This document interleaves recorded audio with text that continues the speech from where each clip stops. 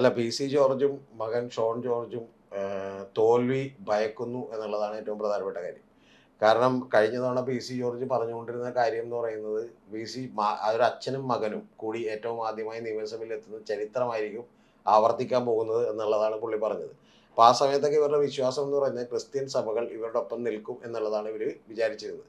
പക്ഷേ അതിനൊരു ഇടുത്തി പോലൊരു സംഭവം ഉണ്ടായത് നമുക്കറിയാം. നമ്മളിവിടെ ചർച്ച ചെയ്താണ് FCRA എന്ന് പറയുന്ന ഒരു നിയമം, അതിന്റെ ഭേദഗതിയുമായി ബന്ധപ്പെട്ട് വലിയ പ്രശ്നമുണ്ടായി. ഇപ്പൊ FCRA അപ്പൊ ഇതിന് വന്നില്ലെങ്കിലും ഞാൻ ചോദിക്കുന്നത് FCRA വന്നില്ലെങ്കിലും ക്രൈസ്തവ സമൂഹമൊക്കെ BJP വലിയ തോതിൽ വോട്ട് ചെയ്യും. എനിക്ക് അല്ല അങ്ങനെ വോട്ട് ചെയ്തിരുന്നെങ്കിൽ വന്നില്ലെങ്കിൽ വോട്ട് ചെയ്യാൻ പോകില്ല. പക്ഷെ വന്നില്ലെങ്കിൽ ഒരു ചെറിയ പ്രതീക്ഷയുണ്ട്. ഇതിപ്പോ എന്ന് പറഞ്ഞാൽ വട്ട മുടക്കായി എന്നുള്ളതാണ് യാഥാർത്ഥ്യം.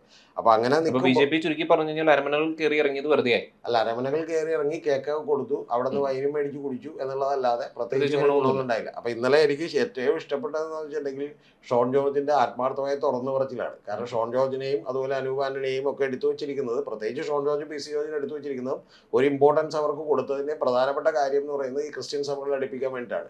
പക്ഷേ ഇനി ഞാൻ അമിത്ഷായോട് എന്ത് പറയും എന്നുള്ളതാണ് ഷോൺ ജോർജ് ചോദിക്കുന്നത്. അതായത് ഇത്തരത്തിൽ നിങ്ങളെ തിരിച്ച് സഹായിക്കാത്തവരെ നിങ്ങൾ എന്ത് ചെയ്യണം, സഹായിച്ചിട്ട് കാര്യമുണ്ടോ എന്നുള്ളത് ചോദിക്കുമെന്നാണ് ഞാൻ. എന്ന് പറഞ്ഞാൽ ഒരു കാര്യം ക്ലാരിറ്റിയോടെ നമുക്ക് വ്യക്തമായി.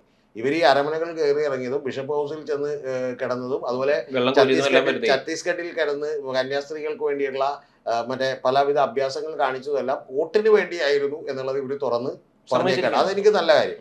രണ്ടാമത്തെ കാര്യം എന്ന് പക്ഷേ ഈ ബിഷപ്പുമാര് പറയുന്ന വാദങ്ങളൊക്കെ ക്രൈസ്തവർ അംഗീകരിക്കുമോ?